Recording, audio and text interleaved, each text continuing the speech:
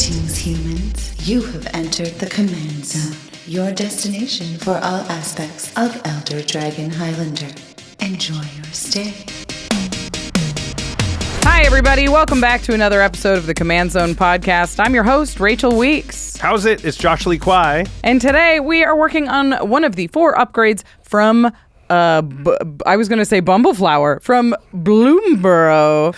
And predictably today we are upgrading the Bant Ms. Bumbleflower Precon. This is the peace offering Precon. It's group hug. You got a cute little rabbit on the front. Mm-hmm. And you played this cute little rabbit. Yep, I built a deck around Ms. Bumbleflower for the Bloomburrow episode of Game Nights. Mm-hmm. Very exciting. And I think people were surprised that I chose a group hug commander. Everybody in the building was like, really? That's the one you're going to play? Yeah. Yes, it is. She's a little busted. Yeah. A lot of cool stuff you can do.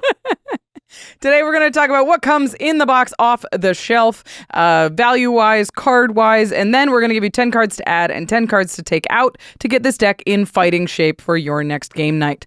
But before we get into it, if you want to pick up this Precon or any of the cards that we talk about today, go to cardkingdom.com/command. Card Kingdom has a huge selection of singles, sealed product, and when you shop there, you are supporting the show. When you use that link and you go over there, that means that you're a fan of the show, and that's so helpful to us. Plus, they're helpful to you because Card Kingdom has a huge selection of Magic cards. You can pick up a ton of these cards all in one place and know that they're going to be shipped to you professionally and safely in a timely manner. I know that when I'm building a deck, I want as many of my cards coming from one place so I'm not chasing envelopes through the mail over the course of 2 to 7 weeks. True. Because I'm not very diligent about my mail. So I love that when there's one package showing up and I know the whole deck's there and I get to get sleeved up and get playing right away. Support the show and pick up some cool cards over at cardkingdom.com/command. And of course, once you get those cards, you want to keep them protected. The game accessories brand that we trust our own collections to here at the Command Zone is ULTRAPRO. If you go to ultrapro.com/command, they have all kinds of awesome products, not only to protect your cards, but also to make your battlefield look awesome. They have the Bloomburrow licensing, so they're going to have playmats, deck boxes, sleeves themed out around your favorite new cute otter or rabbit or squirrel or rat, or I'm not going to name them all, but you get it. They also have a really cool new line of products that's called Mana 8, which is beautiful. I've been seeing these around more and more, and they are just arresting. Like when you walk in the room and people are playing and somebody has Mana 8, like deck box and playmat, your eyes just immediately go to it. It's pretty cool. Plus, I like having a board that's kind of simpler, like a background that's simpler when I'm playing. It makes it easier to parse the cards, and they're also great for having people sign things. I've signed a lot of these at Amsterdam. I anticipate in Gen Con and Vegas we'll be signing a bunch as well because there's just a bunch of blank space. It's Sharpies like pop off of it. So just a lot of reasons to check out Mana 8 product. Again, if you go to ultrapro.com/command, you can find all that stuff there.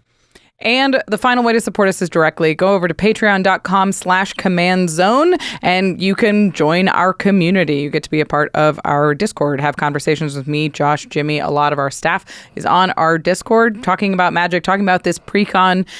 Plus, you get access to game nights and extra turns a day early without ads. Pretty sweet. And you get to vote on different things that we do around here. You get to vote on what we draft next on a next podcast episode. You get to be a part of the conversation that we use to feed this podcast and just our content in general. So join our Patreon and support the show. We'd love it so much. Plus, we shout out one lucky patron every single podcast episode. And this one is dedicated to Eric Woolley. Eric, you rock. You definitely rock. All right, let's talk about this peace offering deck. It's a fun one. I love the new gift mechanic. Yeah, it's pretty cool. And it's so good in Commander. Yeah, it's... you've been a longtime group hug player. Yes. We know that Feldergriff is one of your sort of favorite decks. My very first deck in Commander was a Nekusar deck, which is ostensibly a group hug style. You're giving people things, but then those things start to hurt them. Right. This deck, I think, is less obvious than those other two, but is very powerful, and I've found to be a ton of fun to build and play. Yeah. And also because I played on game nights, I've played this deck a lot more than some of the upgrades maybe that I've done in the past because I know this card in this deck pretty well now. Yeah. So this will be a fun one, I think. Well, let's meet Ms. Bumbleflower. All right. So Ms. Bumbleflower is the lead singer of this deck, the one that's on the box, and she is 1 in Bant. So 1, a green, a blue, and a white for 4 mana total for a, oh my gosh, the screen turned off. For a 1/5 legendary rabbit citizen, she has vigilance. It says whenever you cast a spell, target opponent draws a card. Put a Dangerous. put a +1/+1 counter on target creature. It gains flying until end of turn. If this is the second time this ability has resolved this turn, you draw 2 cards. So a lot going on there. Any spell you cast, could be the third or fourth also, you will choose an opponent and they will draw a card and you will put a +1/+1 counter on something and give it flying. Now, usually you'll put the +1/+1 counter on your own thing and give it flying, but you cannot have yourself draw that one card. And only on the second spell you cast, not the third, fourth, or any other spell, you'll draw 2 cards. So you can kind of even out the card draw you've given to your opponents by casting exactly 2 spells, and you sort of are up the 2 1/1 counters and the 2 flyings or the 1 flying if you choose the same creature. Yeah, complicated when you start to break it down. Definitely. This is an interesting card. It definitely behooves you to cast 2 spells a turn. You really don't want to be casting 3 because now there's no hope of going up value. You really don't want to cast 1 either. Yeah, 1 seems like you're just losing in that deal. So it feels like every time you cast a spell, you want to cast 2 spells so you can get the benefit out of that. And the draw is obviously the most powerful part of this, but the flying part of it is incredible. Like, I have played so many decks. Like, I have a 5-color My Little Pony deck. It is not very good, but all the creatures have flying, and it wins games just because your stuff has flying. Because you just look around and you're like, oh, I can attack. I can attack. I can for just do free. 11 here, and that can kind of like, you do that twice and you kind of win off the back of it. Absolutely. Yeah. And so I think this is going to give you a lot of sneaky value on a commander that doesn't look that scary. I mean, partially because her name is Ms. Bumbleflower. And I think that's the idea. Yeah, and there's a lot of power to being able, and not even able, you have to give away this card draw. So people don't want to remove it, A, because it could benefit them, but also because they know it will not benefit them in the long run if they kill it, right? There's this intrinsic sort of promise. You don't even have to threaten it that like, oh, well, you killed it. I'm not giving you the card draw the next time that it triggers or the next 5 times that it triggers. And so people are kind of a little bit hesitant to do anything to it. Well, I found when it gets big enough, they will. But or something on your board gets big enough, they'll usually kill the thing. But you do have this intrinsic, it's a threat, but it's really a withholding of advantage that you're like, okay, well, if you never want to go draw cards from me, then you're going to act aggressively towards me. But it kind of will, at least in the early game, kind of keep them off you a little bit, which is very powerful. And is the sort of social dynamic stuff that can't be written on a card, but and really doesn't become clear until you play with the card enough. But then you start to realize social dynamics are kind of, incentivizing certain behaviors that are in your advantage, which I love that kind of stuff. Me too. Yeah. Before we move on to Mr. Foxglove, I want to do a quick just estimation of like, you see Ms. Bumbleflower, I don't know. You see this bunny on the box. Yeah. What do you expect to be in the 99 of this deck? Like, what do you anticipate the 99 looks like? I expect a lot of low-cost spells and a lot of instants because it triggers on everybody's turn. And to get the maximum advantage of it, you really want to cast 2 spells on your turn, 2 on Rachel's turn, 2 on Jimmy's turn, 2 on the next person's turn, right? That's where you get the most amount of value. You get the most amount of 1/1 counters, the least amount of card disadvantage or disparity between your opponents. So that would have been my expectation for what this deck's going to look like coming out of the box and the way that I built the deck when I built it for game nights. Obviously, I took this commander, just built a deck from scratch. We're talking about an upgrade today. Yeah. I find it's very helpful in determining what commander is better or like what kind of upgrades you're going to make to the deck long term to just look at the commander for its face value and say, all right, what would be the from scratch deck I build? Yeah, and then you ask yourself that for the backup commander, and that kind of tells you, oh, out of the box, which one should I run? Because I think most people assume like, oh, the one that's on the back of the box, I just default run that one as the commander when I buy this Precon if I make no changes. And that's not always the case. There's been a number of decks over the years where it is probably better. You're more powerful. The deck's going to run a little smoother if you actually replace the front commander with the backup commander straight out of the box. And I think that's what's fun about Magic is being able to assess and evaluate those things and get those small advantages by thinking smart, right? Like whenever people go, oh my gosh, you built around the backup commander for that deck. I want to build around the front one. And it's like, that's a feature though, not a bug. The fact that you can do that. Don't you want the game to have strategy to have a thing where like, hey, I can think a thing and be smart and maybe get a little bit more of an edge by like having a perspective that most people don't have. Yeah. I think that's what we want from our strategy games. Okay, so interestingly, the backup commander, what is it? His name is Mr. Foxglove. So we've got a fox and a hare, natural enemies. This is a 5-mana Fox Rogue, so it's 2 and Bant, 2 green, white, blue, for a 3/5 Fox Rogue with lifelink. Whenever Mr. Foxglove attacks, draw cards equal to the number of cards in defending player's hand minus the number of cards in your hand. If you didn't draw cards this way, you may put a creature card from your hand onto the battlefield. This is a very bizarre commander. There's a lot to think about here. First of all, this is a 5-mana commander that has to attack to do anything, and that makes it quite slow. Yeah, that already makes it like, it's hard to imagine this not going badly for you sometimes. Where you play it, a board wipe happens. You play it, a removal spell happens. You play it, you don't have any attacks because it's so late in the game. And then you just, if that's the case, you do nothing with it, right? Yeah. If it can't attack, nothing happens, which is always scary. And I know you and I both don't like generally those type of cards. Yeah, if I'm going to spend 5 mana on a thing, I really want to be able to like say it did something, at least, because it's disappointing when it doesn't do anything. Like, not only isn't it a good like game value, it's just also like, well, what a bummer. I wasted my whole turn and nothing happened. If you have an attack trigger, I almost want you to be 3 mana or less. I know. My deck is synergized around giving things haste or things like that. Yeah. But we're in Bant here, so this is going to be pretty tricky. It's an interesting commander because it does say, like, if you have few cards in your hand, you draw a lot of cards. And if you have more cards in your hand, you put a thing into play. So I don't know whether this deck wants to have few cards or more cards, because those are very different decks in my mind. There's one that has a very low curve that you dump your hand, play Mr. Foxglove, use it to redraw a bunch of cards.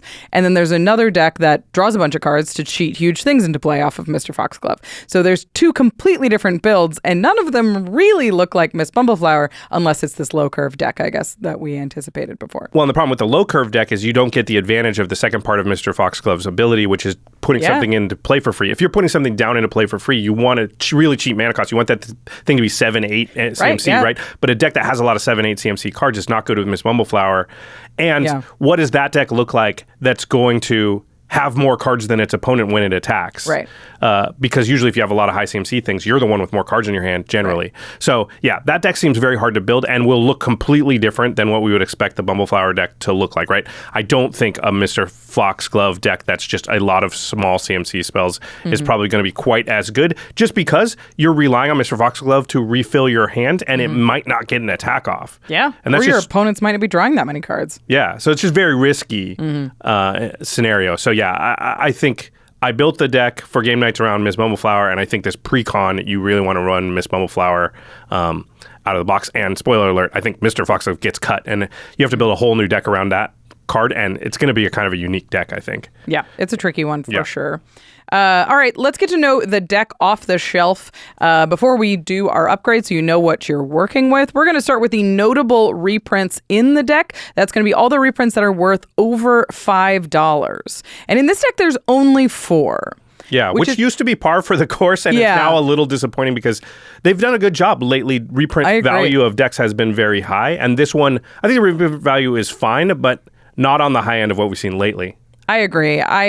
It's sort of interesting. We're going to talk about this reprint value, the total reprint value, in a moment here, but it's you look at it and you're like, I used to be okay with this, and now I'm a little sad. Yeah, and I think it would have been relatively easy to swap out 1 or 2 cards for the cards, in obviously the cards in the cards I would add section. Yeah. Even just one of the high value cards would have changed this by quite a bit, this calculus. I agree. It's not disappointing, though, I want to say, the total reprint value. But it is in context of, sort of what it's been lately. Yeah, okay. The $5 reprints are Colonian Hydra, which is a 5-mana Hydra that doubles the counters on it, so it works with the counter side of Miss Bumbleflower. Tameo, Field Researcher. She is a Colonian Hydra is sitting at $15.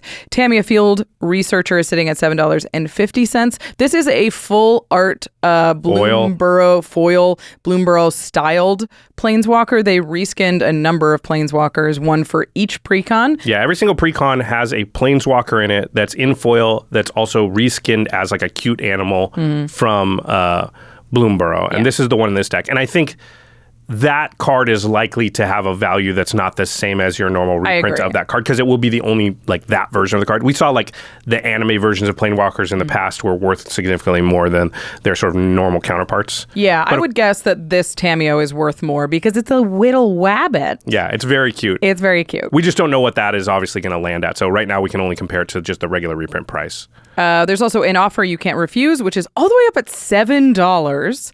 A very strong counterspell, and then Lauren of the Third Path, which is sitting at $5.50. I was a little surprised that Lauren was so expensive, just because it feels like she's been reprinted a lot and shown up in a lot of precons already. I agree. I mean, she's just that kind of card. She's very good. ETB is really powerful. The draw is very powerful. She does everything that Commander players really want. If you have a white deck, it's hard not to justify not including her in agree. it. Yeah, she's really, really good. So those are the 4 reprints over $4. Let's talk about this total reprint value, which is sitting at $122.75. That is about what we used to get. Yeah, I'd say a couple of years ago, we were very happy with that amount. And then lately, it's been 150 plus, it seems like it. So it feels a little bit low. But we should, sort of maybe temper that a little bit and say, like, listen, these are pre-ordering at like $45. Yeah. $122 worth of value is definitely nothing to scoff at. Yeah. But is it like one of the more like, wow, that's amazing? Is that on that side of things? I don't think so. Yeah, I think if you look at it with a little bit of context, I mean, first of all, this is only covering the reprints in the deck. There's 74 reprints, so it's only, and there's 12 basic lands, so there are 10 new cards in this deck, plus a few main set cards as well. You do get the foil Tameo, which is a little bit of extra value there. If you look at the bang for your buck value, I think this helps a lot in understanding the total reprint value. For this one, if you buy the Precon at $45, you're getting $2.73 worth of reprints for your $1 spent. So that feels okay to me. Like if I'm spending $1 on something and I'm getting more than 2.5 times my amount back in reprints in guaranteed value, I feel pretty good about that. Yeah. Especially if you're into Miss Bumbleflower and you're going to build this kind of deck anyway. And remember, we always take these reprint prices before the decks are revealed. Right. That's when we are recording this episode, so we don't know where those reprint values are going to land at. So if you go on Card Kingdom or whatever afterwards and you're like, wait a minute, it totals to a little less, it's because the price of all the reprinted cards will drop based on the fact that they are reprinted in this deck. Mm-hmm. But because we record ahead of time, we can't compare apples to apples unless we take the values at that same point every time. So which we do. Yeah, which I think is fair to say, like if they didn't reprint this deck, that's the amount of value you would get. They did, but you still get the cards that, Yeah. I wouldn't even, like, if you look at this overall, if you compare it to the average reprint value of a Precon last year, it was $123. So this is bang on average for what we've expected in Precons in the last year. It's just been a little less compared to some of the big ones that came out this year.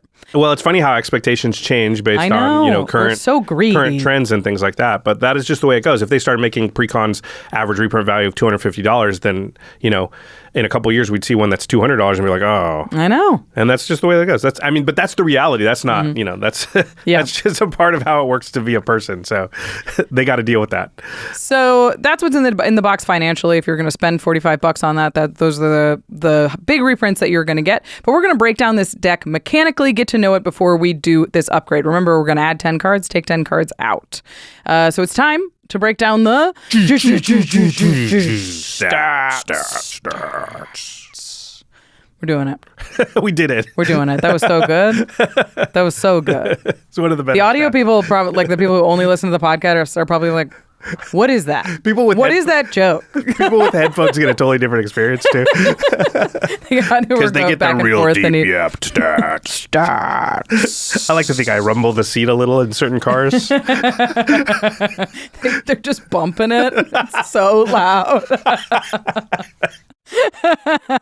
All right. So first we're going to talk about the vegetables in this deck, the things that we expect to see in every Commander deck.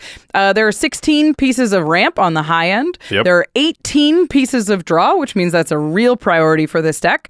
There are 10 pieces of targeted interaction. Great. 3 board wipes, 38 lands, 12 of which are basic. Yep. A lot of that draw is a lot more than just you draw, right? Like you draw and your opponents draw. There's a lot of stacking up of that effect in the deck. Yeah. It's built as a group hug deck, certainly. So a lot of the draw is symmetrical, which isn't necessarily card advantage. If you talk about card theory, if everybody has one more card, does anyone? But it does mean you get to see more cards, you get more draw triggers, that kind of thing. Right. Yeah, I mean, all the numbers look in line with what we sort of always espouse, and, you know, maybe these days a little more interaction is the only thing I would think about there. They look good on the surface. I think when we delve into it, there's a lot of changes I would make to this deck, and I don't know that it was smoothly built, let's say. It was I think thematically it'll probably built. be fun to play out of the box, but if you actually want to have a chance to win games, I think there's some intrinsic changes that need to be made. I think the 10 cards are going to go a long way towards doing that. Yeah. But we'll talk about sort of the deck as constituted in a second here. So I want to break down the specific categories of cards that are special to this deck to get an idea for what the deck really is trying to do, what the game plan for Ms. Bumbleflower is. And the first one that's the highest is weird to me. There's 10 cards in this deck that are just +1/+1 counter cards. And they have some, like, the, you know, Ms. Bumbleflower puts counters onto things, but she doesn't really care about creatures with counters on them. It feels like trying to maximize that ability. When I cast a spell, I get a +1/+1 counter. If Right. I can get more than one +1/+1 counter, or if I can get, you know, a counter onto a creature that cares about having counters or things like that. Yeah. But there's a lot of creatures in the deck that are just like, they get 1/1 counters. Yeah, they just, that's it. Like Colonian Hydra. We were like, I guess it doubles the counters. Yeah, so you kind of get 2 instead of 1, kinda. You do have to get an attack off before you actually realize that advantage. Yeah, it is interesting and not something I would prioritize and didn't prioritize when I built the deck from scratch. Yeah, I agree. The next category is there are 5 cards in the deck that do care about +1/+1 counters. They can move them around, or they give you extra benefits for the +1 counters. This makes a little bit more sense to me because your commander is already distributing the counters. Yeah, I would almost want more +1/+1 counters matters cards than cards that get +1/+1 counters. Yeah, a little strange. 9 cards that care about card draw. So this is whenever you draw a card or whenever you draw a card, you draw an additional card. That makes a lot of sense to me. Yeah, and I think another category that there's a 9, so there's quite a bit, but you know, you would want almost as much of that as you can get in a deck like this that's literally drawing cards all the time. Right. And those are cards that like care about if you have 13 cards in your hand, or they care about just anything that cares about having a lot of those when you draw your second card, or that kind of thing. Yep. You added this category, and I do think this is very important. There's only 11 instants in this deck at all. Yeah, which I think is kind of a fail of design here because Ms. Bumbleflower, you have to cast. You don't want to cast a 3rd spell or a 4th spell, and you don't only want to cast only 1 spell. Right. So once you get to a certain amount of mana, and you're incentivized to have a low curve because you need to cast multiple spells. So what are you supposed to do if that's your strategy? If you can't cast spells on other people's turns, you start running into the situation where, like, if I have a bunch of 5, 6, 7 drops, I suck early game because I can only cast 1 spell. I'll just give advantage to my opponents. Right. But if I have a bunch of 1, 2, and 3 drops, then later game I cast a 2-drop and then a 2-drop and just leaves like 6 mana on the table. And if I don't have instants, I can't do that again on Rachel's turn. So yeah, I think this deck needed and needs a lot more instants. Yeah, things and that's flash anything. Yeah, and that's one of the main things that I tried to add to the deck. But I would say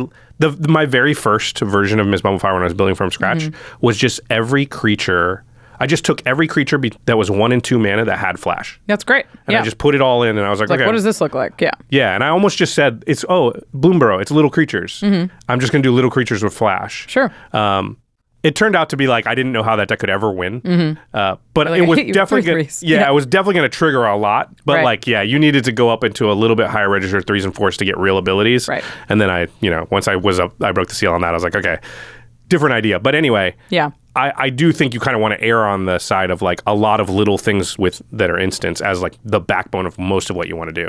We'll also talk about Group Hug a little bit as we get further down, but I think this deck is built with traditional Group Hug in mind, where it's like every card needs to benefit everybody, and you're the nice guy at the table. And that's not how I play Group Hug, and I don't think that's how you should play Group Hug. Yeah. Group Hug is specific gifts for favors that you take advantage of in the long game. Like, it is a control strategy. Being light on your feet is really, really important. Being able to respond to all of the extra cards that you're giving your opponents, all of the extra resources you're giving your opponents is very, very important. Not having ways to interact at instant speed will handicap this deck. Yeah, I totally agree. And I think that this feels like it was designed by somebody who like read about the concept of group hug but hasn't played it enough to really understand how it works, because it's about I give advantage to my opponents and I limit the amount of advantage they can get from those things as well, and I get maximum advantage, and I use the social interactions to point them in certain directions, but they don't actually get everything that it seems they're getting. Right.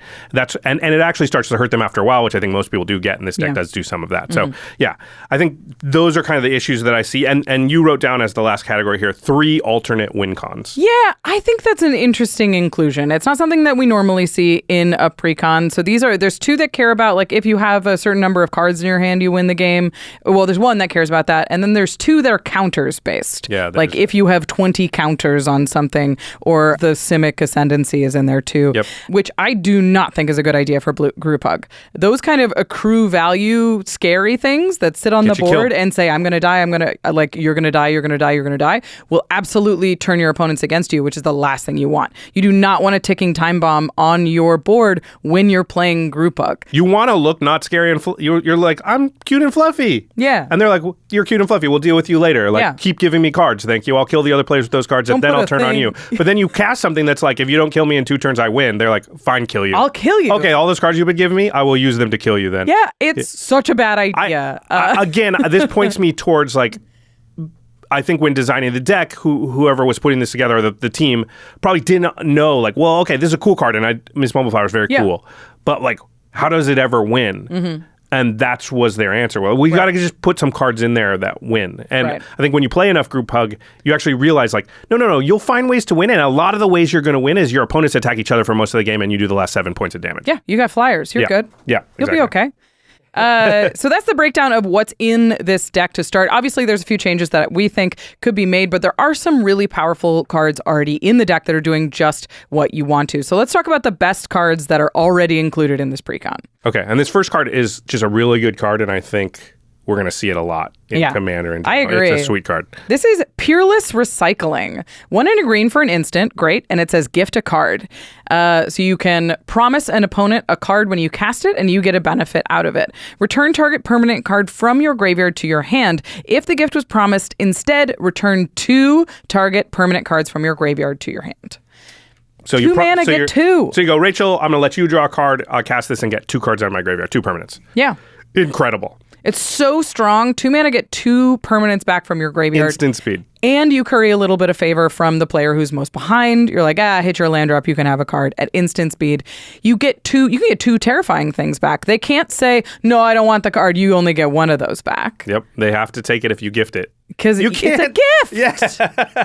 You can't turn down a gift. That's just rude. It's a gift for you. And also me. And also me. Peerless Recycling is sweet. It's going to be really, really powerful. Again, it's a cheap instant, which is perfect. The instant speed is huge on it. Yeah, I agree. It really, really is. Because you do it on the end step on your turn, they do get a card, but you get use of your cards before they're probably going to get use of their card. Plus, your card is a virtual tutor. It is the best thing, the second best thing in your graveyard. Theirs is just a random card off the top of their library. So it just is a good trade. And I believe in non-group hug decks, this card's still going to get played. I'm still putting it in decks. It's awesome. Yeah. Plus, it's got a Wacoon on it. Yeah, and in this one, you're already creating alliances and promising people cards in exchange for things. So that groundwork will be set, and it'll be a lot easier to be like, hey, same deal as before. I give you this card. Yeah. Yeah. The next one that I think is the next best card in the deck is Jorel Monvali Recluse. Oh, I love this card. Yeah, just a good card in general. It's 1 and a green for a 1/2 legendary druid. When you draw your second card each turn, make a 2/2 cat token. Pretty good. Right. And then 4 green until end of turn, creatures you control have base power and toughness XX, where X is the number of cards in your hand. Gorgeous. Yeah, so if you can, it's each turn. So here's your win con. Yep. You don't need alternate win cons. You got Jorel. And it's on a 2-drop, so that's exactly where you want to be, right? I can cast this and another spell, draw my 2 cards, make a 2/2 cat, do that again on Rachel's turn, do it again on Jimmy's turn, come around on my turn, have a ton of cards in my hand because I've drawn 2 on each of their turns, activate this ability, attack for a bajillion. Like, that's a pretty easy play pattern. Yeah. And the deck already wants to do all those things. This is not like changing what your deck wants to do. It just fits right in and says, yep, okay, you can win with this thing. Yeah, I love Jewel Rail. I mean, usually if we have a thing that generates tokens, it's on a 4-drop or it's on a 5-drop. Yep. And this is a 2-drop. Yep. It's why I like the one from MH3 a lot too, the flying one that makes spawns. Yeah, really good. It just, like, it's so cheap and it makes other bodies with it. Plus it is a win-con staple to it. Already does what the deck wants to do. It's perfect. Yeah, it's sweet. And then I marked the third best card in the deck is Bloomburrow Elder, which is 1 green-white for a 0/0 Druid. It has vigilance. When it enters, it gets a +1/+1 for each color among permanents you control. Sorry, not when it enters. It just gets +1/+1 for each color among permanents you control. So at least 2. 3 if you have your commander out or a blue permanent. And then it taps for each color among permanents you control, add 1 mana of that color. So if you have all 3 of your colors, it will tap for 3 mana. Yeah, it's a little bloom tender. And this deck is very mana hungry. Yeah. Again, because later in the game when you have more mana, it's not as big of a thing. But early in the game, you cannot cast just 1 spell. Yeah. You have to be able to cast 2, and that's going to require a certain amount of mana. And the deck as constituted the curve is not as low as I would like it if I built it from scratch. So if you get this early, you're good. You can cast 2 spells every single turn. Yeah, I like Bloomburrow Elder a lot in this deck because it gives you that mana, but it's also a great place to put counters. It's a vigilant attacker. You can peck in for 4 at whoever's ahead, and then it chills. You can tap it for mana that next turn. And it comes out before your commander as well, Perfect. so you're okay casting it as the 1 spell on turn 3 if you need to.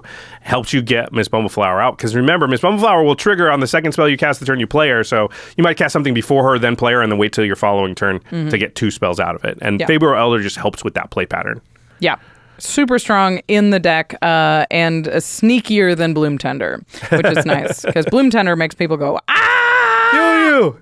Which is fair. Just the price tag on it when I want to kill you. No, it's come down a little bit has since it? the reprint, but it's still pretty expensive.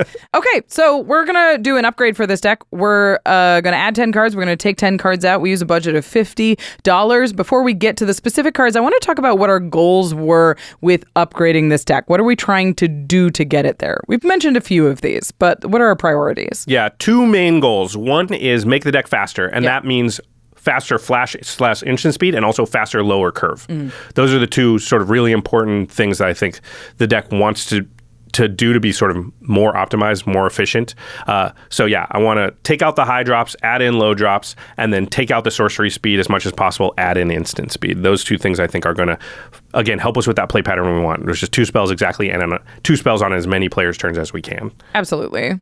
And then the goal number 2 is just reduce the card disadvantage that we're giving to our opponents. So every time we cast a spell, we are going to give a card to one of our opponents. And we want to put some cards in there that reduce that disadvantage for us. So make it so like, when our opponents draw cards, we draw cards. Or some other ways. We're not necessarily going to stop that card draw from happening for our opponents, but we are going to say like, okay, there's an additional advantage for me when my opponents draw cards, maybe something like that. I agree. I think that's a big thing that people look at this kind of commander and are like, I'm going to put Narset in it. And you're like, that is a very, very powerful effect. But you have to understand the kind of deck you're playing. If you're building it in a group hug deck, you can't just play a Narset early because now you're the bad guy. Yeah. And this deck is not going to be very defensive naturally. It's supposed to use politics to defend itself. It doesn't use cards to protect its life total. It uses feelings. Yeah, and it's similar to those alternate win cons where it's like if you put a mean thing that says like, like a Narset where my opponents don't get to draw any cards when I'm casting, that my commander's supposed to give cards and that's what they're expecting, and you go Narset, and they're like, well, now I just want to kill you. Like, now you've lost all favor that your commander got you. Yeah, exactly. So it's a lot of times advantage in strategy and gaming in general is about leaning towards your strengths instead of trying to mitigate your weaknesses. Yes. And I think that's sort of this philosophy in a nutshell. All right, we have got a very cool upgrade that we are going to get to. We're going to add 10 cards, take 10 cards out, but we're going to do that after a few words from our sponsors. Greetings, loyal subjects! I am Kenrith, the returned king! Some less regal commanders force you to build a complex engine or sling together spells to achieve victory. It's all very tedious and exhausting. Not me, though. I'm all about those easy wins, baby! That's why I switched to Mint Mobile for a premium wireless service at just $15 a month. Making the switch couldn't be easier. No hoops to jump through or stacks effects to dodge. Just go online, purchase, and activate. Now I'm saving a ton of money while getting high-speed data and unlimited talk and text, all on the realm's largest 5G network. It's service fit for a king, at a price fit for a pauper player. And if you'll excuse me, I have to go reanimate the creatures my opponent spent all the resources destroying. See? Easy. To get this new customer offer and your new 3-month premium wireless plan for just $15 a month, go to mintmobile.com/command. That's mintmobile.com/command. Cut your wireless bill to $15 a month at mintmobile.com/command. $45 upfront payment required, equivalent to $15 a month. New customers on first 3-month plan only. Speed slower, above 40 gigabytes on unlimited plan. Additional taxes, fees, and restrictions apply. See Mint Mobile for details. All right, ready to record? Bonjour, Rachel. ¿Cómo se va?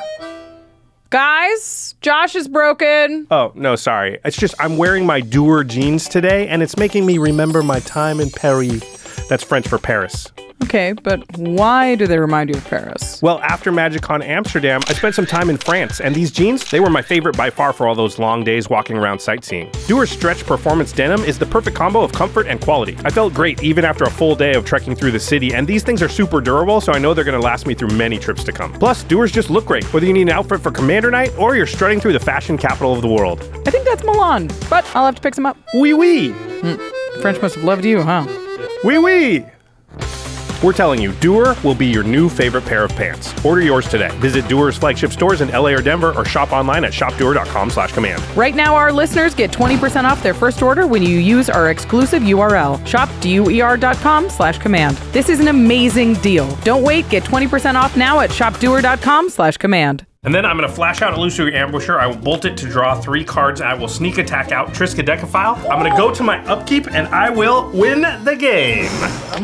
That was your first time playing the deck? Yeah. Well, I mean, first time in paper. I've already goldfished it like 100 times on ARCHIDEKT. Their playtester is super user-friendly. Playing cards just takes 1 click, and you can mulligan, tutor, and move through your turns with the press of a key. There are simple menus with counters and copies, and you can take notes on cards as you play them. ARCHIDEKT is the best place to browse, brew, and playtest Commander decks. Just go to archidekt.com/commandzone to get started. That's ARCHIDEKT.com/commandzone. All right, we are back. We are talking about the peace offering Ms. Bumbleflower pre-constructed deck from Bloomburrow. My brain didn't want to say Precon. Yeah, it's in trouble. Are you in trouble?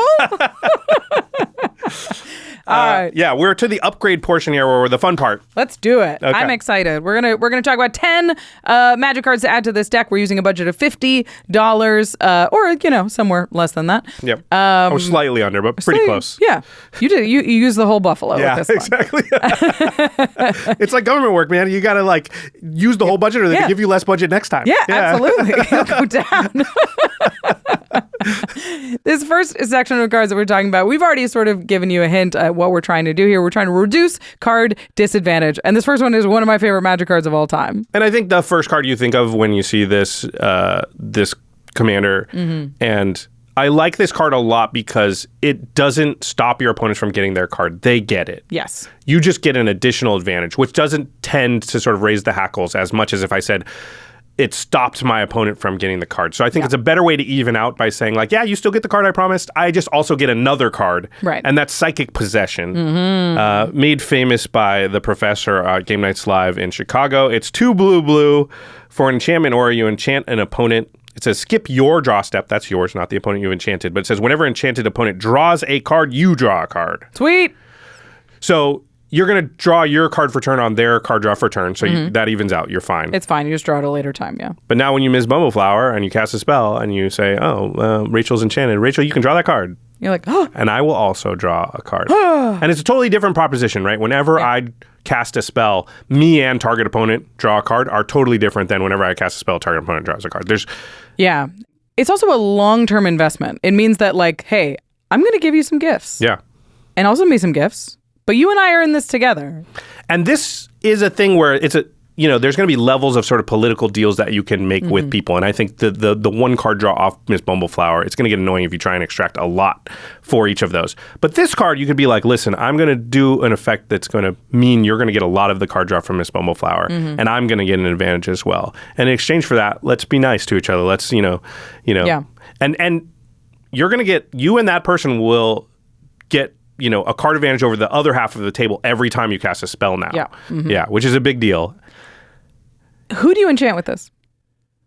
I think it just depends. Yeah. You have to play the players. Yeah. And you also have to play the board. So, yeah. Yeah, I think if you're Jimmy, you probably try and ally with the person who's ahead. He tends to like to go in that way, which is not a bad strategy. That means that you're sort of trying to guarantee yourself in the top two. There's also the philosophy that you could go for the person who's the most behind. And I think I would tend to go for the person who's in second place because I would want them to go after the person who's in first place. And now I'm paired against the person in last place kind of by default. And that seems like a, Yeah. And hopefully now that second and first place person, that starts to flip with my help. But they hurt each other as they're battling. Right, yeah. Yeah, that's how I would think about it. But it obviously depends sort of what's out there, right? Absolutely. Like, It's interesting. I think naturally with Psychic Possession, you like to enchant the player who you think is going to draw the most cards. Yep. Like, it's fun to enchant Josh. I've done that. It's awesome. It's always good to enchant me.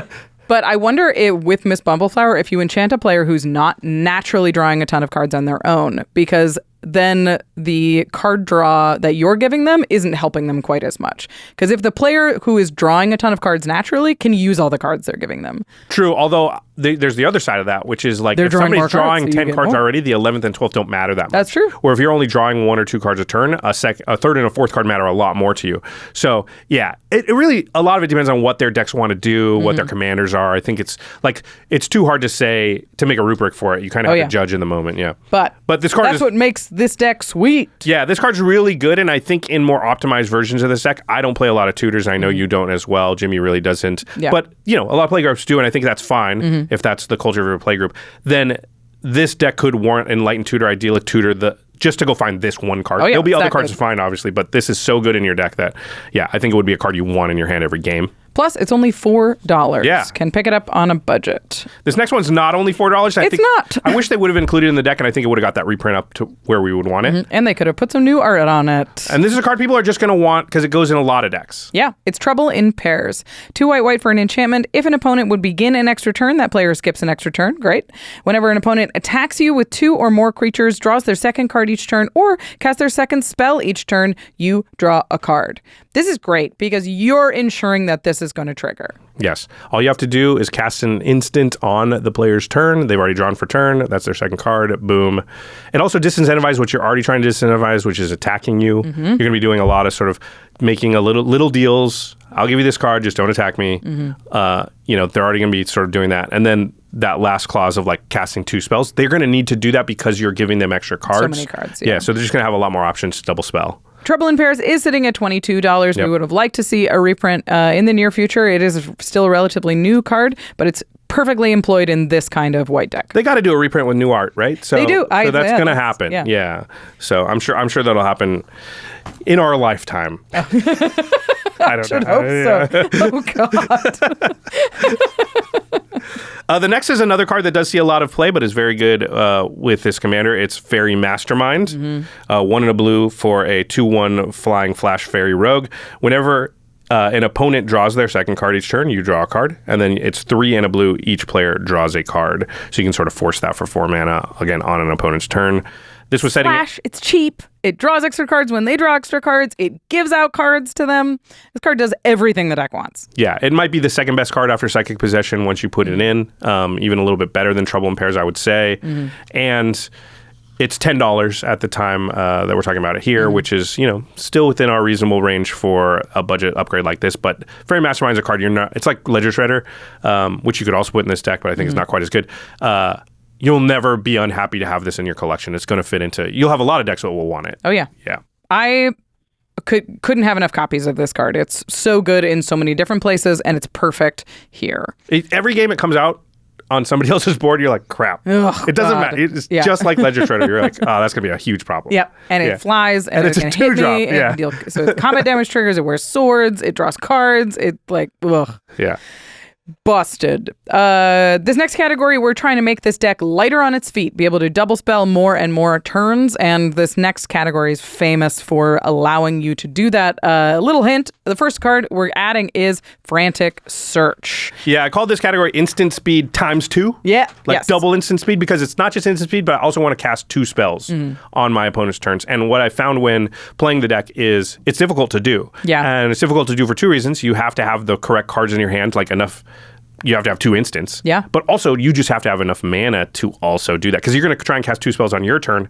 Then how do you have enough mana left over after you do that to cast 2 spells on another player's turn? I think it's not really realistic to try and, especially out of the box, cast 2 spells on every player's turn. I agree. But I want to do it on at least one other player's turn. For sure. Draw those 2 extra cards, so I'm getting 4 extra cards per rotation, and now you're really cooking. That does mean that you're casting 4 spells per turn rotation. So that means efficient and untapping your lands like a lot of these cards do is going to go a long way to getting to being able to cast 4 cards each rotation. Yeah, so there's 3 cards in a row here. You already mentioned Frantic Search, but I also put Rewind and Snap. One's a counter spell and one's a bounce spell, but they both untap lands when you cast them, when they resolve.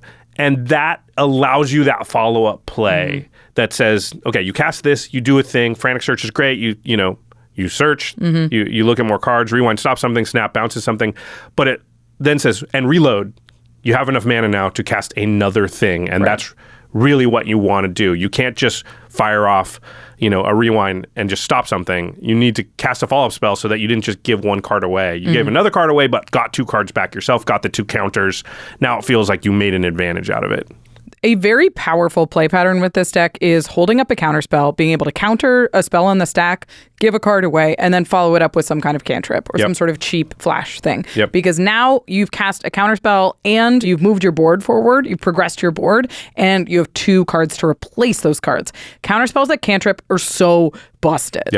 And Rewind does exactly that, right? It opens up your mana to cast that follow-up play. Yeah, what I found with counter spells that cantrip that don't untap your lands was it was also like hard to have enough mana to have a follow-up play. So Rewind is like one of the better cards in the deck because of that. And Frantic Search is just like the type of card that we're going to talk about later, but like you end up wanting to cast again and again with like flashback spells and things like that. Right. Yeah. So super powerful. And very cheap, right? A Frantic Search is only 50 cents, Rewind 50 cents, Snap $2. Yep.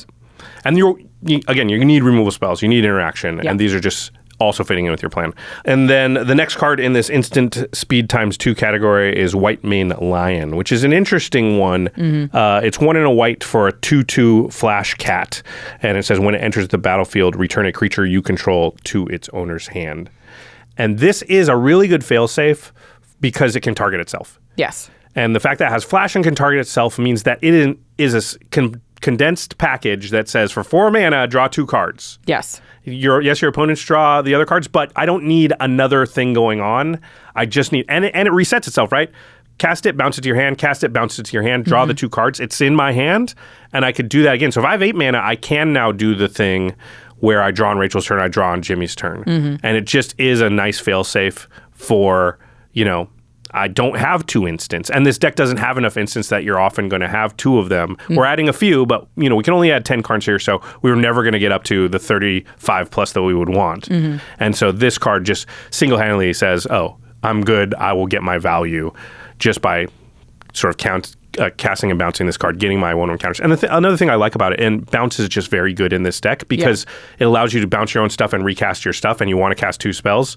So you don't have to bounce the White Mane Lion in certain situations. You can save things or rebuy enters the battlefield effects. In fact, the next card we'll talk about is a really good target for that. And there's another card I wanted to mention, which is Shrieking Drake, which doesn't have flash, so it's quite a bit worse, but it is only 1 blue mana and can kind of do what White Mane Lion does. And I think if you're looking to change 11 cards, it's an honorable mention type card. But I chose White Mane Lion specifically because of the flash. Right. The flash is huge because it just means that you always have another instant. You only need 1 instant in your hand to trigger your Bumbleflower. Yeah, I think you've got Frantic Search, you got White Mane Lion, and you've got Rewind. Now all of a sudden you're like, cool, Frantic Search, untap the lands, White Mane Lion back to my hand, draw my 2 cards. On the next turn, rewind your thing.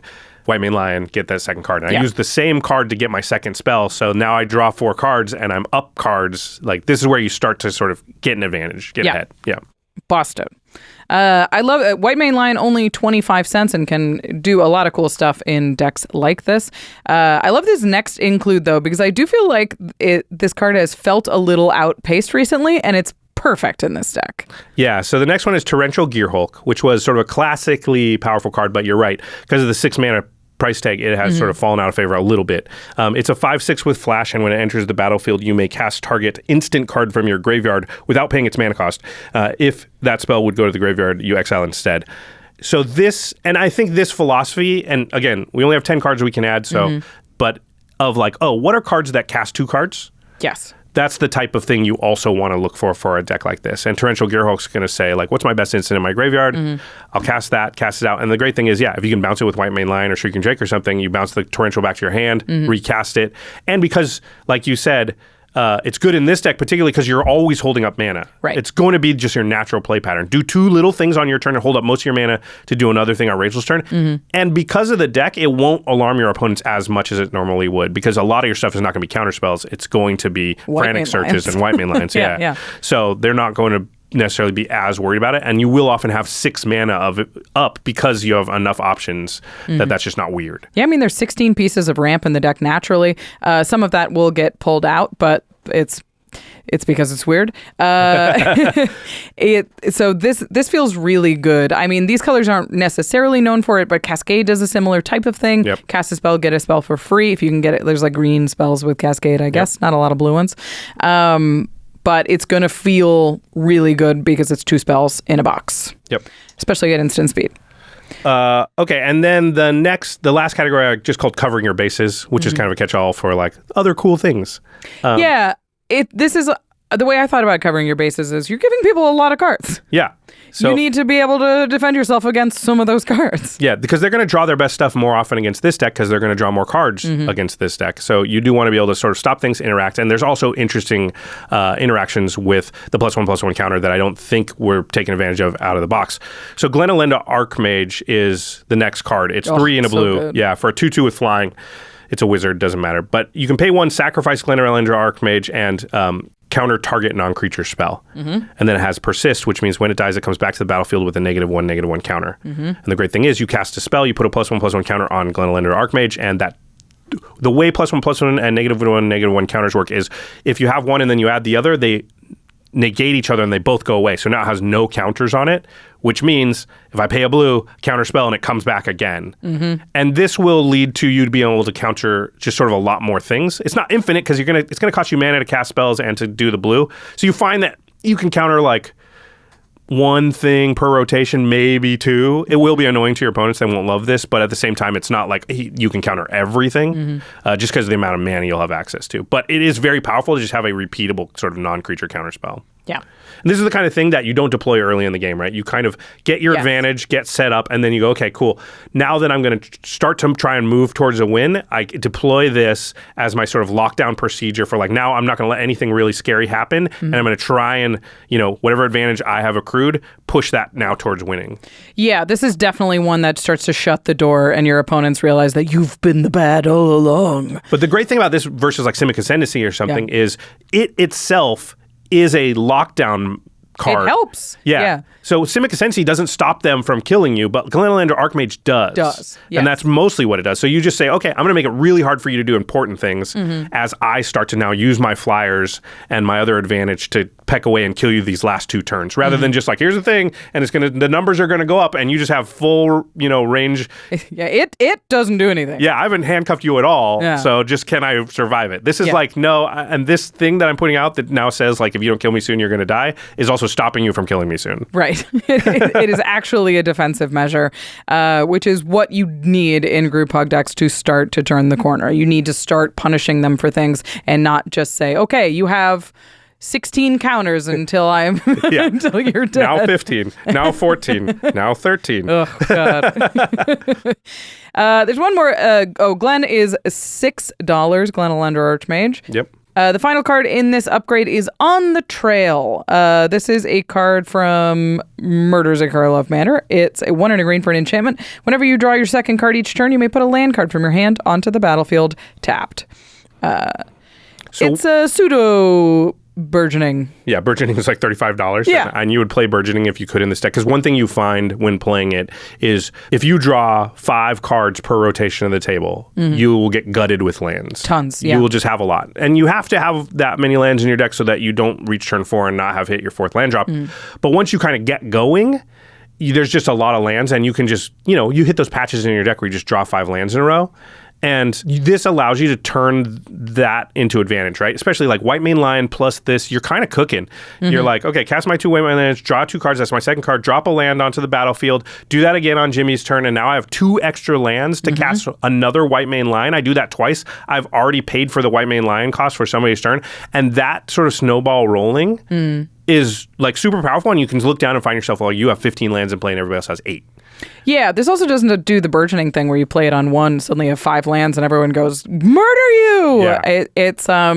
It's part of the engine, so it doesn't start doing anything until the engine starts going, which is normally a disadvantage. But in a deck that is like this, that kind of wants to snowball,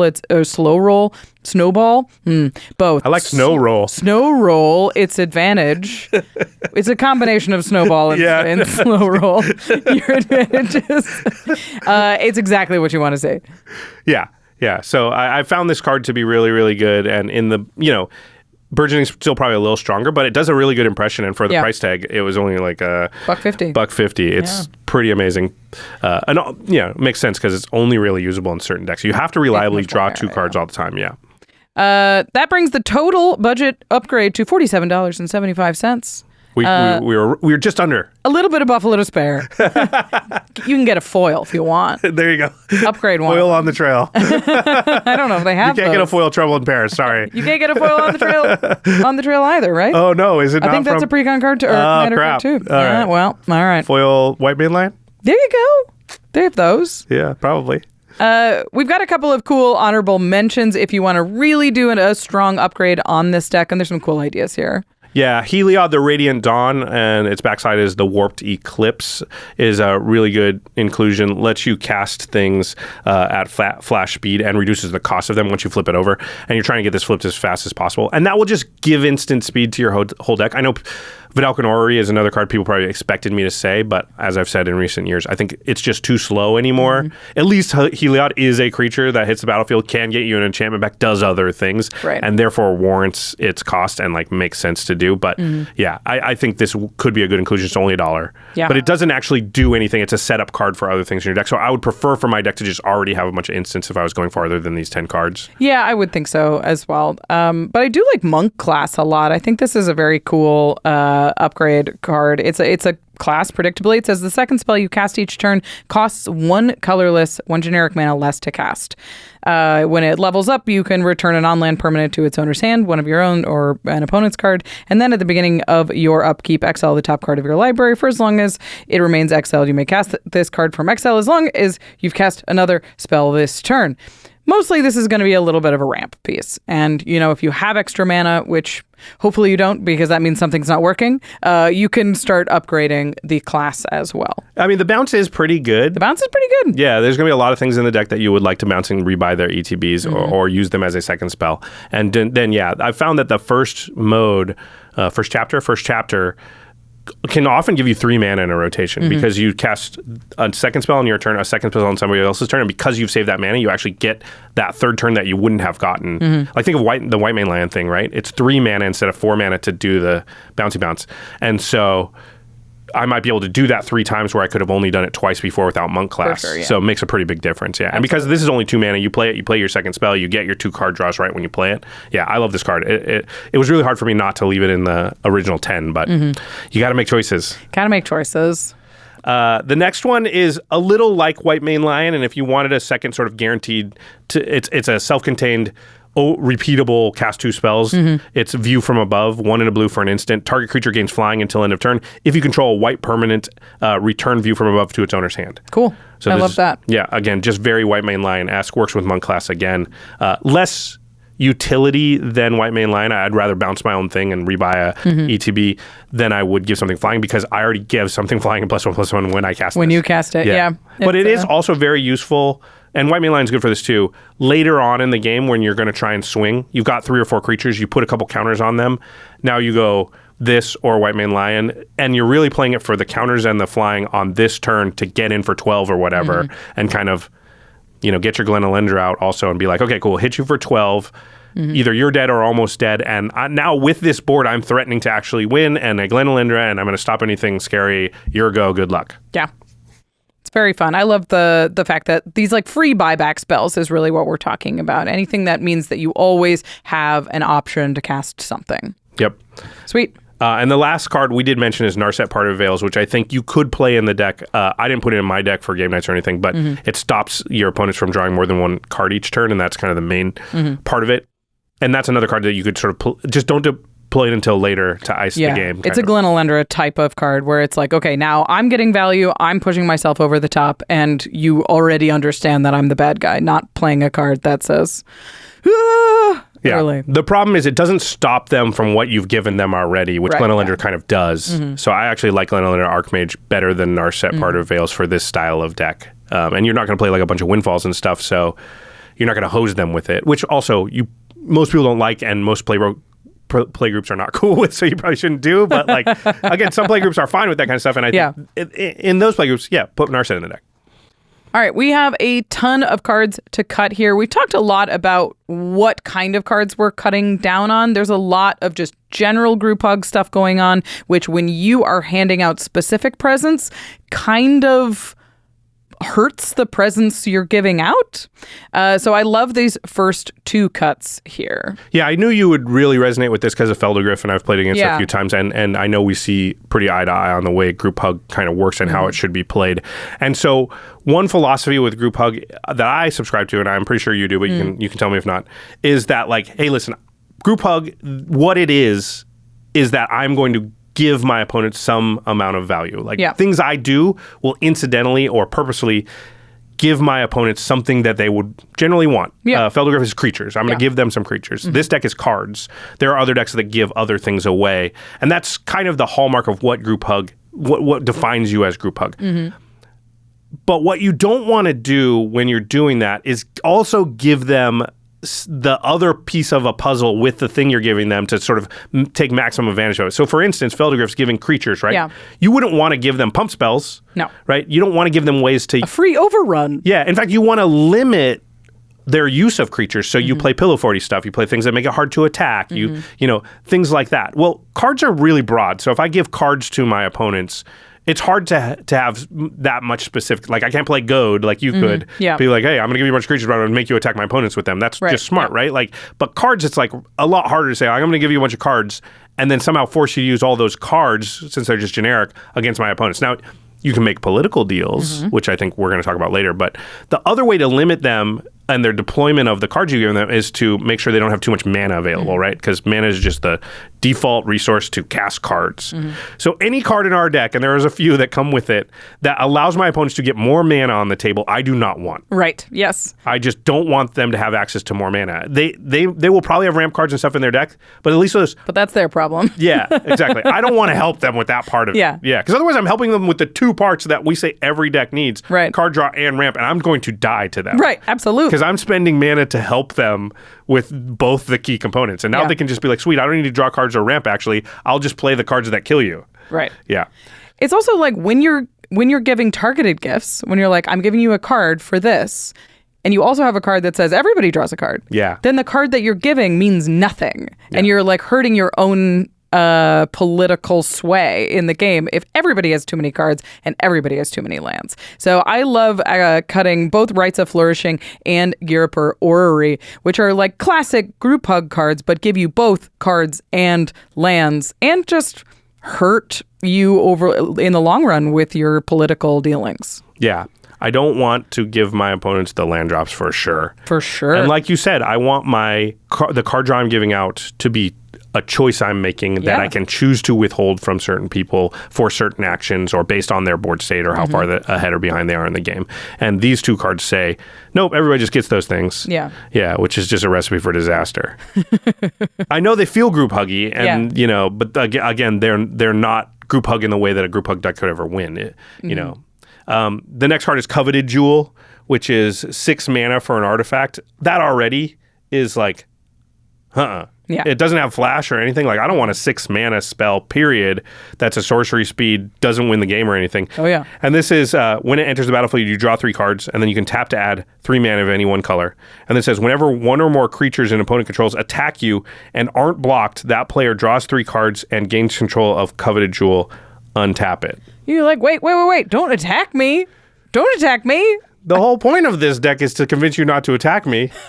I definitely don't want to put something on the table that forces you to attack me. Coveted Jewel is a awesome card. It's so sweet in artifact decks. Yeah. Or in, like, if you're reducing the casting cost of it, or if you're cloning a bunch of things.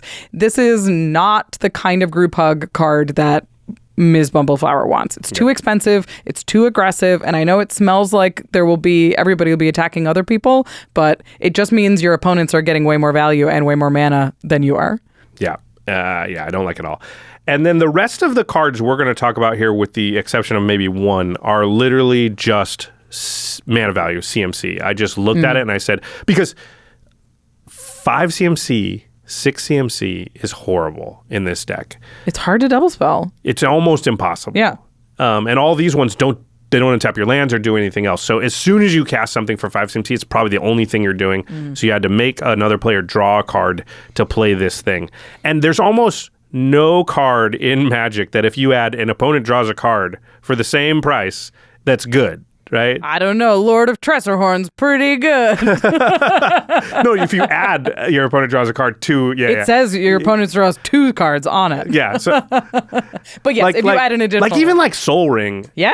I think it would be way less played if it just said 1 mana taps for 2, but when you cast it, target opponent draws a card. Yeah. Right? That's what all your cards say. So if the only way to even this out is you cast a second card, you draw 2 cards, now you've drawn the same amount of cards as your opponent. Right, yeah. Yeah. So all these other ones are just big spells, with the exception of one. So there's Octomancer, which makes an 8/8 for you and an opponent when it comes in. Mr. Foxglove, which we talked about, 5 mana. Sphinx of Enlightenment is a 6 mana Sphinx that, you and an opponent draw cards, and it's very much like Coveted Jewel kind of. It doesn't force them to attack you, but it's like, I'm giving you cards with Miss Bumbleflower. I don't need a 6 mana spell. Yeah, that also does this. Yeah.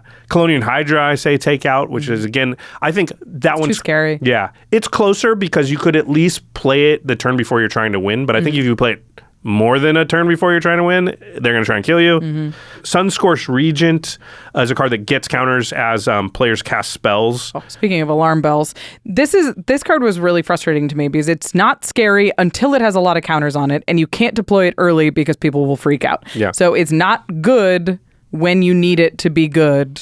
Yeah, I think Mana Gorger Hydra is like, I think it's in there, and it's much better because at least it's cheap. It's cheap. You can second spell with it. You can get it out a little bit later. It'll accrue a little bit faster, and it has hexproof, so it has like a lot better chance to like do stuff than Sunscorched Regent, which is going to get Mana there. Gorger doesn't have hexproof. Oh no, it doesn't have hexproof. It's trample. Trample, sorry, Yeah. it has trample.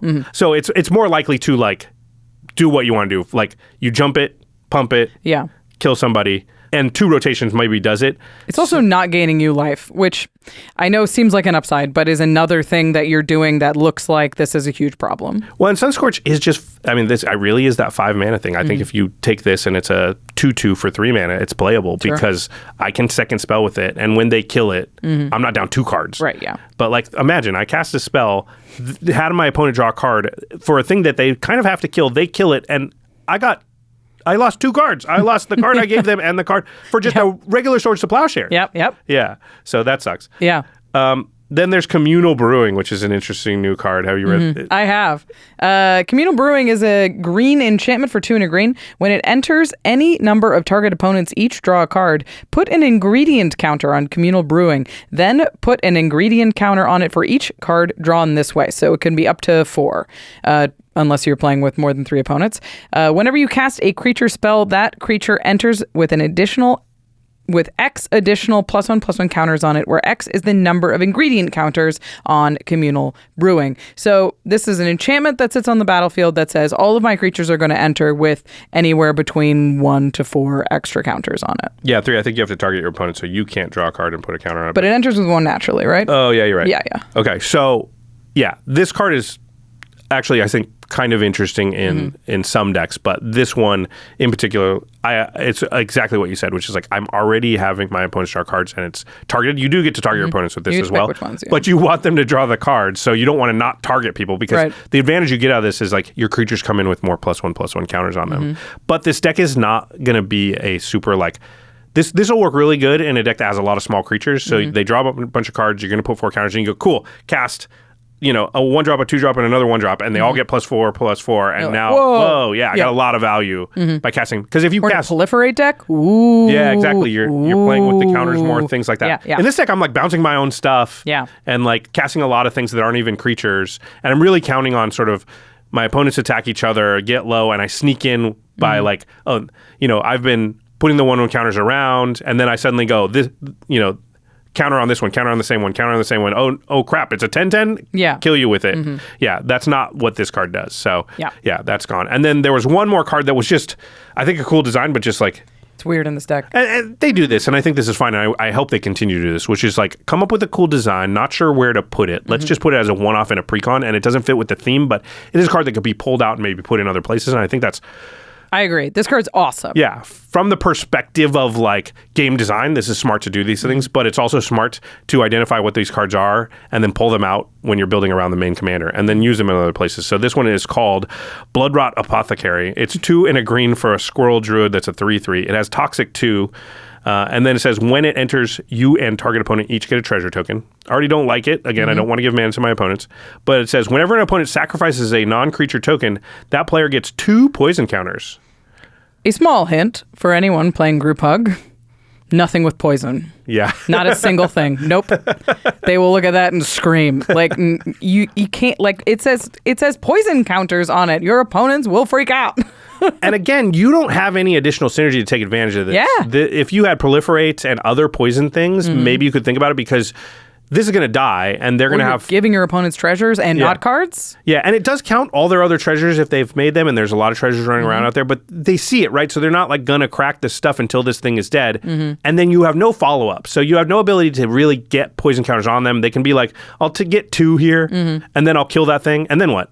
The 2 poison didn't matter. Yeah, so I just think this is supposed to stop people from like using food and clues and mostly treasure. Yeah. And I think that's not like a good enough reason to include in your deck. You have to have the synergy of like, I could mess with these poison counters if I needed to. I could proliferate it. Yeah. Yeah.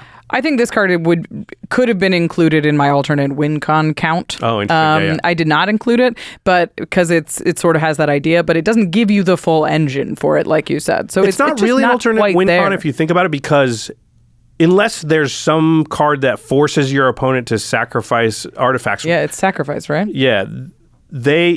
Sacrifices. They just aren't going to do it under any circumstance if it will kill them. Yeah, they'll just kill your squirrel. Yeah, or just not use their treasure. So the most it does is not win the game, says treasures don't work or whatever. Yeah, which I think is a different proposition. Yeah. Yeah, it's a super neat card if you're playing like a Vazzy one who hands out treasures to your opponents and is like, if you crack them, then this stuff happens. Then I can see doing it if you're doing like a don't use your treasure token thing. But or if you have like edicts for treasure tokens, that's sweet. Love that idea. Weird in this deck. And honestly, any card, like, I don't like playing Rhystic Study in Feldergriff because people are like, like, it's just the name is too recognizable. The reaction is too visceral. Okay, I've agreed with all the things you've said up to just now, though. Yeah. Let's talk about how this deck plays. Okay, so I think Group Hug's one of the more difficult archetypes to pilot and pilot well. Yeah, it might be the most difficult, and it's going to really require, or it's going to want you, if you're playing optimally, to sort of have a lot of social interaction with your opponents if you want to win with the deck. Now, some people play Group Hug and they really just like making the games sort of smooth and everybody do a lot of things. Big and memorable and that kind of thing. And they don't really have interest in winning the game or that kind of thing. Yeah, maybe they could steal one very rarely, but in general, like, you've given so much resources to your opponents that you can almost never win. And I think that's okay too, if that's what you want to do Group Hug for. But I think we both subscribe to the theory of like build for fun, play to win. Yeah. And so when I'm playing a Group Hug deck, I do want to try and find a path to victory. And I think that's, for most games, I think it's more fun if me and my opponents are trying to win those games than not. So I think in order to win, you're going to need to extract deals and concessions and, things from your opponents in exchange for what you're giving them. So, every time you cast a spell, you're going to give a card to somebody. Yeah. And it's going to get super annoying if every single time you're like, okay, for this card, I don't want you to attack me for a whole rotation. And for this one, I want you to destroy that thing over there. And so it's going to take a high level of sort of social IQ to read the room and the people you're playing with and know when you're sort of getting into the annoying line and stay below it. And so, like, how much can I really jockey for stuff? But it's not going to be zero. Yeah. But it does get annoying when somebody's like, I'm going to try and get something every time I play one of these. And in those cases, a lot of players, myself included, will be like, that's annoying. I'm just going to try and kill you. Yeah. I don't care. Maybe I lose or whatever and you don't give me cards. But like the annoyance is just level has gotten high enough that like I don't want to. You're not playing my deck. I'm playing my deck. So you have to make sure that like you're not encroaching on that player's like ability to play, or the word I'm looking for is ability to control their own actions. Oh, their agency in the game, because they still need to feel like they're playing and having fun and a part of this, and you are their friend, not their puppet master. And I would say a big thing is just the size of deal you're offering is a huge is a thing that you're going to have to figure out when you're playing this deck. You're going to have to understand your play group and see what you can get out of different players for a card, what you can get out of different decks for a card. But I think in the beginning, honestly, I wouldn't ask for much. Yeah. I would just like be like, here's the thing, like you missed that land drop, I see you get a land. And then in the later game it's like, look, I'll give you my next 2 cards if you don't attack me on this next turn. Something like that. Small deals will go a long way, especially if you didn't wheel and deal from turn, like as soon as Bumbleflower hits the battlefield. Yeah, totally agree. If you're trying to extract like major deals every time you do a thing, it's going to get annoying and they're just going to want to kill you. The way I've played this is I just start and I go, listen, I'm just going to start left to right, and I'm going to give everybody 1 until there's some sort of reasoning that makes me want to like change my mind. Like you killed something of mine, or something weird happened, or somebody gets way ahead, or whatever. Yeah. So for now, you're to my left, and then next you'll get it, and you can expect to get it after that, and I will be as fair for as long as I can, until it's justified not to. And that's all I do, and then I just start doing that. And then, before long, somebody kills your commander. You're like, okay, I'm skipping you this time because you killed my commander. I didn't even make a deal with you, right? I'm just incentivizing behavior I want by carrot and stick, and that's it. And now later like training your opponents like dogs. A little bit, yeah. But it's not, I'm not asking you to do anything. And I think a big thing is the deals don't take 5 minutes of conversation to happen. Yes. That's an annoying thing when it's just like offer, yes, no, go. Like people that are just arguing or like extracting concessions or like a lot of loopholes covering and all this stuff. Listen, you can do that like once per game. Don't do that all the time with this. It's going to get annoying to your opponents, and they're going to just want to kill you rather than like agree to deals. So yeah, I think it's a lot of that. And then like you said, later in the game, it starts to matter more. And those are the points you go, okay, now it's mattering. I have this carrot I can give out. Let's see if I can get immunity from this player for this turn so I can make this move. Yeah. That kind of stuff. Or hey, can you destroy that thing? Yeah. I need that gone. Yeah. So that I can continue my game. If I give you the next 2 card draws, will you do that? Yeah. Something like that. Or there's a huge problem on the board. I don't have an answer. If you don't have an answer, let's find an answer. Yeah, I can maybe help us find it. Find an answer together. Yep. And then if they find it, they're like, great, for us, we'll do it. And you're like, yes, for us. Yeah, and I think when you do this well, you will generally keep your opponents pointed at each other for the most part. And that's where sort of the pocket that you want to live in, which is like, they're mostly going at each other. You're probably getting pecked a little, but like, they don't want to do anything super major to you because they do want card draw from you for the rest of this game. And then you sort of find your spot and make your move of like, okay, cool. They've gotten everybody low enough that I think I can actually pounce here. And you do have the ability, especially if you lower the curve in this deck, you draw a lot of cards. You could be holding like, the way I've found that I have been able to win with this deck is as I'm doing the thing, I start holding like 1 drops and 2 drops. And I get to the point where like, okay, I'm going to be able to cast 6 or 7 of these in 1 turn. And that's going to be the thing they don't see coming, where I go end step, cast like 7 spells, put all the counters on this thing, untap, cast like 6 spells, put all on this thing, hit you for 15. And it's just like, whoa. Bumbleflower, attack! Yeah, and it's so off the axis of what you've been doing the entire game that they just don't really calculate that in. So maybe it's a deck that like you won't be able to play against the same people a lot, or at least do that a lot. But I think that's part of Group Hug though. Yeah. Like I don't play Feldergriff all the time. It's a fun one that I like to take out. It's exhausting to play and hard to play hard to play well. Excuse me? Hard to play difficultly. It is also hard to talk difficultly. But it's not something that your opponents want to play against all the time. It's a fun special occasion thing, and the tricks wear off. Like once they know how to die in a deck, you may have to adjust how you win. You may have to adjust your play patterns. I've talked to a lot of people that have built my Feldergriff deck where they're like, "Oh, I'll change the win counts out every 6 months or something just to keep my opponents on their toes." Yeah, just you're like, "Oh, I love that." Yeah, it's great.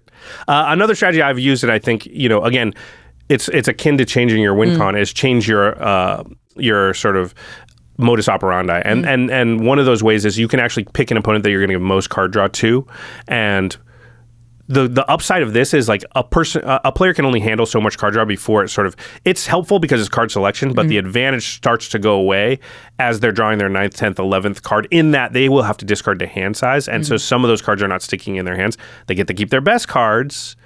But you can have these games where, like, you and I, let's be friends. How about I just give you all the card draw for a while and you're nice to me? Deal? Yeah. If they say yes, you go, cool. And you know that, like, you're kind of tricking them a little. They are getting more advantage than normal. But if you give them, 4 extra cards, 5 extra cards every rotation of the table, and they're discarding most of those to hand size over and over again. Becomes looting. A little bit, yeah.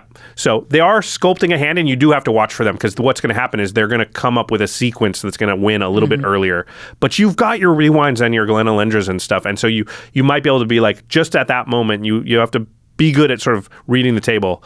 You're like, okay, I've been helping Rachel out this whole time with giving her only the card draw, and I can tell that she's kind of poised here and now I have to leave my mana open, not for draw 2 cards, but for stop that one big move she's about to have. Yeah. It's tricky to pilot. It's a very cool challenge. I think if you've never played Group Hug before, this is a very cool opportunity to try. A lot of the win cons that are naturally in this deck are like whenever you draw a card, like whenever you draw a card, deal damage to everybody. Yep. That kind of stuff. Psychosis Crawler, and like those are a lot of the draw matters type of cards. Whenever you draw a card, put a counter. It's Chasm Skulker, I think, is in this deck. That kind of thing. So those are going to be some of the other win cons, but generally they're just bodies on the board that you're going to put counters on and sneak in for a big attack. I like Chasm Skulker quite a bit. I like it a lot. Yeah. Because it's not as scary. They're going to remove it, but you're going to get a lot of little pieces out of it that you can still use. It's going to dink in for a lot of damage. Yeah. So I think that type of card is actually okay. And Psychosis Crawlers are a lot more scary, and you just have to be careful and deploy it late at a time when I've been holding these 7 cards or whatever, and I know on my turn, Rachel's turn, Jimmy's turn, Megan's turn. Yeah, and that's going to sort of happen so quickly that they'll be like, "Oh gosh, kill Josh," but it's too late. Yeah. I already have all the cards. I already have the thing on board. You've all taken a collective 30 damage. Yeah. Yep. It's all about timing when you're playing Group Hug. Fun deck. Yeah. I'm obsessed with this. Like, I'm so excited that they made a Group Hug Precon. We are going to put this upgrade with the Precon on our ARCHIDEKT, so the full upgrade with this even special honorable mentions will be on our ARCHIDEKT. We'll put a link in the show notes. Go check that out. Yeah, and I should say, like, ARCHIDEKT's playtester is so good, and one of the reasons that I was able to really figure out some of the stuff that we talked about today. I love their playtester. Yeah, their playtester is so good that just being able to like goldfish this thing 100 times, and just really figure out like, oh, this type of card, every time I have it, it feels like I just flow. I just want to, I'll lose almost anything in the deck for this type of card, which is like White Mane Lion, which is what I found. I was like, geez, White Mane Lion's so good. I never get stuck. Yeah, every time you cast it, you draw a White Mane Lion. You're like, so what? What other cards are like White Mane Lion? That's how you go and you find the other cards that are kind of similar. And you're like, I want 4 or 5 of that effect in this deck, because I feel like when I have it, whether I win or not, I just don't stop. I'm just going, my plan is going. So fun. All right, to the listeners, what do you think of this Precon? Are there any cards that we missed that you would absolutely add to this upgrade that we did not talk about? Or are there any cards that we suggested to take out that you're like, no, that has to stay? No, the poison squirrel. I like poison and squirrels. Get the squirrel Precon. There's a squirrel Precon. It's sweet. Is there poison in there? I don't know. There's definitely tokens. Okay. It's a little strange it's in this deck and not the squirrel token deck. But they like to do that too, because it kind of forces you to buy 2 Precons. Exactly. Do a little switch. Speaking of buying Precons, if you want to do that, and if you're looking at Bloomburrow, like I think most of the rest of us, and thinking like, wow, there's a lot of really cool stuff in there, cardkingdom.com/command is the best place to go to get your Magic products, singles, anything at all. They have a huge inventory, so if you're building brand new decks around some of these commanders like we do here all the time, the great thing is Card Kingdom, you add them all to your cart, you check out, and it all comes in one convenient package, all at one time to your doorstep, and you don't have to wait for a bunch of disparate things to arrive. You get to just sleeve it up, add some basic lands, and you are good to go. So cardkingdom.com/command really is the only e-retailer that I use anymore. Yep. ULTRAPRO.com/command to pick up the highest quality Magic accessories in the business. If you're excited about Ms. Bumbleflower, go get her playmat, get some sleeves, deck it out. When I play Feldergriff, I have hippo sleeves. I have hippo, like rubber hippo things to give out. Yeah. Because when you're playing group hug and you look cute, you win games. And ULTRAPRO can help you. Maybe that's look my problem. Cute. Yeah, you gotta look cute, Josh. You should have worn little bunny ears. Been like, I feel like that would just cause Jimmy to attack me more. Josh, weak why? Dang it, I missed opportunity. I should have thought of that. Where were you a week ago? We should have had a meeting beforehand. Strategize. ULTRAPRO has the coolest accessories, and when you want to deck out a deck and really show it off and feel like in the zone for this kind of thing, Bloomburrow has such a clear vibe that when I'm playing a deck that has like a cutesy thing, I want a cute playmat, I want the cute sleeves, I want cute dice, and you can get all of those at ULTRAPRO and know that they're going to keep your cards safe and they're going to make your battlefield look really cool in the process. Plus, you're supporting the show when you use our affiliate link at ultrapro.com/command. All right, big thanks to our amazing team here at the Command Zone. Damon Lenz, Eric Lem, Grav Galati, Jordan Pridgeon, Jamie Block, Manson Lung, Josh Murphy, Jake Boss, Sam Waldo, Evan Limburger, Katie Cole, Mitch Trafford, and of course, the ineffable Jimmy Wong. Jimmy Wong. Bye, guys. All right, thanks for watching. Peace. Oh, that was for you. Thank you.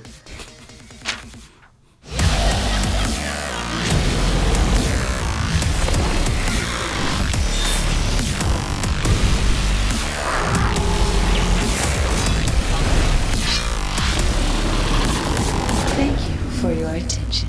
For further inquiries, send an email to commandcast@rocketjump.com or ask us on Twitter @JFWong and @JoshLeeQuai. See you later, alligator. Greetings, humans.